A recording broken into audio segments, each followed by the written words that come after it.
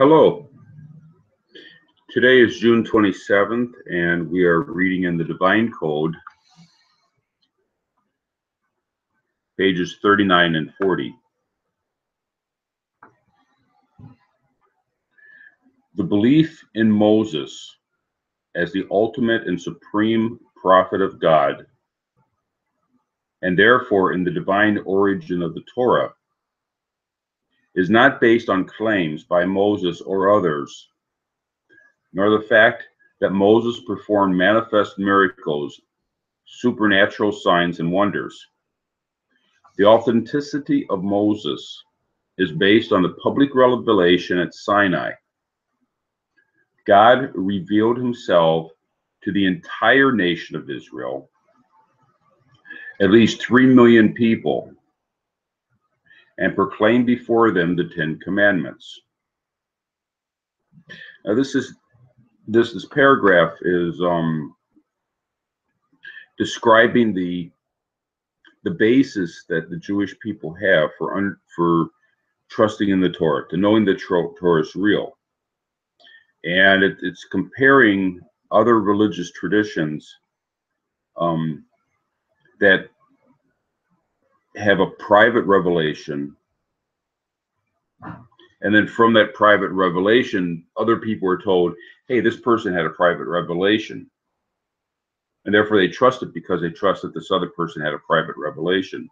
Whereas the revelation of Torah was to an entire nation of people, and they understand it because of the historic record that goes back to the entire nation of the people witnessing of this.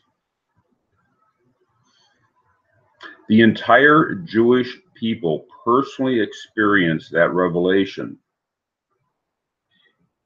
Each individual, in effect, became a prophet, and each one verifying the experience of the other. With their own eyes they saw, and with their own ears they heard, as the divine voice spoke to them. And also they heard God say, Moses, Moses, go tell the following. They did not receive the occurrence of that event or accept it as some claim or tradition of an individual. Authenticated the bona fide status, but experienced it themselves. The public revelation, therefore, authenticated the bona fide status of Moses as the prophet of God and the divine origin of the instructions he recorded in the Torah. That, and that alone, is the criterion for the belief in and acceptance of Moses and his teachings. As God said to him, I will come back unto you in a thick cloud, that the people may hear when I speak to you, and will also believe in you forever. So the people are believing that Moses received the Torah at Mount Sinai because they witnessed it. 3 million people witnessed Moses receiving the Torah. And the tradition that the Jewish people have is not because they have a story that he performed miracles or that he went into a cave and received a secret teaching that then he revealed, but it was out in the open. And that's the way it's been passed down. It was out in the open. The written Torah of the 5 books of Moses, however, which contain all the divine precepts, presents a problem, so to speak. Practically all the precepts, the commandments, and prohibitions appear non-understandable. The practical application is neither defined nor explained in the text. Consider, for example, these Jewish commandments.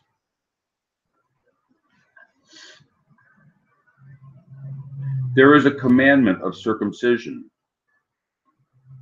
but you will not find an exclamation in the written Torah of what circumcision means. The where, the what, the how. Likewise, there is a prohibition of working on the Sabbath, but there's no definition as to what constitutes forbidden tasks. There are commandments of fringes on four-cornered garments and phylacteries placed on the hand and the head, but there is no explanation of how these are to be produced or how they are to be worn. There is also a mandate of ritual slaughter that renders kosher species of animals permissible for Jewish consumption. But there are no instructions of how this is to be performed. In fact, Deuteronomy 12:21 states, "Slaughter, as I have commanded you." Yet nowhere in the written Torah do we find the details of that command. So there are many things in the Torah that unless we have more information, there's no way to understand these things. Now, people that take a fundamentalist approach, they say this is what it says, and of course we understand what it says. Well, the idea, of course, they understand what it says is because the fundamentalist has an understanding of the backstory also, because otherwise they wouldn't be able to understand it. The fundamentalists were to read the Bible, it would make no sense whatsoever unless they have preconceived ideas of what these things mean. And those preconceived ideas came from somewhere outside of the Bible. Therefore, it's necessary that there's more information.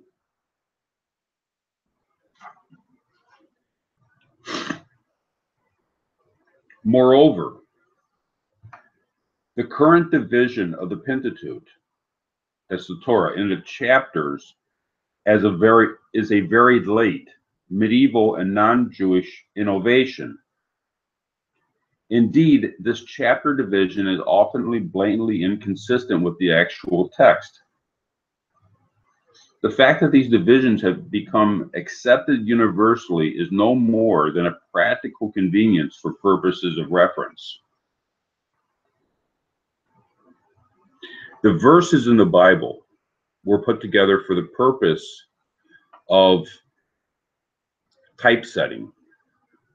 When the printing press was invented, it just became convenient for the printers to have verses, and they numbered the verses because they took it. You know, the Bible was the primary value of the early printing press, and they wanted, as they were developing the printing system, it was useful for the printers to place them into to put the Bible into verses. Those chapter and verse numbers became accepted.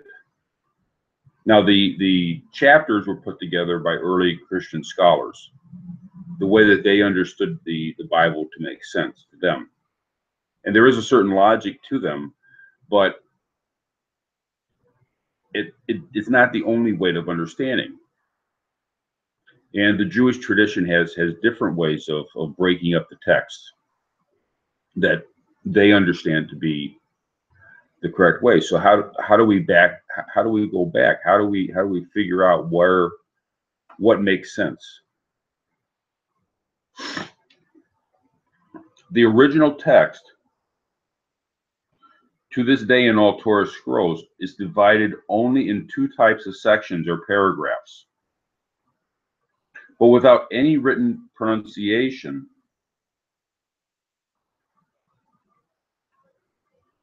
or punctuation to separate the 5,845 verses one from another. Also, the Hebrew text consists of consonants only. There is no written vowels. Words without vowels are clearly ambiguous. They can be read in many different ways, with altogether different meanings. So how do we know what the vowels are in the text? The vowels and the punctuation marks in the Hebrew Bible, the one that we have in the what we call the Chumash, the regularly printed text that's available. You know, you can go to the bookstore and buy it. Has the vowels and the cantillation marks, it's called. That's the punctuation marks are added around 1000 in the Common Era. About 1,000 years ago or 1,200 years ago, the Jewish scholars at that time made copies available that included the vowels and the punctuation marks. That's the only way we're aware of what these are.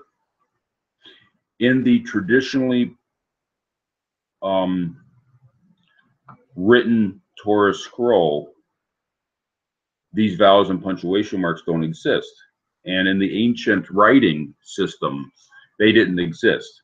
So how do we know what these words mean? And how do we know where the punctuation is in the text? Is because it was written down. But where did they get it from? They got it from earlier sources. It was just known what these are. Therefore, this is another example of why it's necessary to have a fuller backstory or a fuller explanation for what we find in the Bible, in the Torah, the written Torah. In this context, see Kuzari, where Rabbi Yehuda Halevi's refutations of the Karaites, a sect which, like the Sadducees before them, claims to recognize the written Torah only. He points out the inconsistencies and self-contradictions in their position and unavoidable dependency on tradition. So the fundamentalists of old, that's the Karaites and the Sadducees, they, without relying upon some kind of tradition, their understanding, their system didn't make sense. And they, in order to understand anything, had to have some tradition that they were relying upon. With regard to the tradition of the traditional division of the Torah into sections, this is not related to facilitating easier readings. There are but 669 sections or paragraphs for the 5,845 verses, and they are of varying lengths. For example, the 148 verses from Genesis 28:10 to Genesis 32:3 form one single uninterrupted paragraph. And so do the 146 verses from Genesis 41:1 to Genesis 44:17. On the other hand, the 72 verses from Exodus 21:1 to 23:5 are divided into 18 paragraphs. And the 111 verses from Deuteronomy 21:10 to 25:10 are divided into 44 paragraphs. Also, the 19 verses from Exodus 15:1 to 19 and the 43 verses from Deuteronomy 32:1 to verse 43 have each verse broken up into separate components. So there's the tradition that the Jewish people have regarding the Torah do not correspond with the more recent divisions. The division systems are different. So how can we explain these things? How do we understand them? what's being said here is that there has to be something that they're relying upon, something the Jewish tradition is relying upon besides just the written Torah, the printed Torah. There has to be some kind of tradition that they're looking at. Thank you.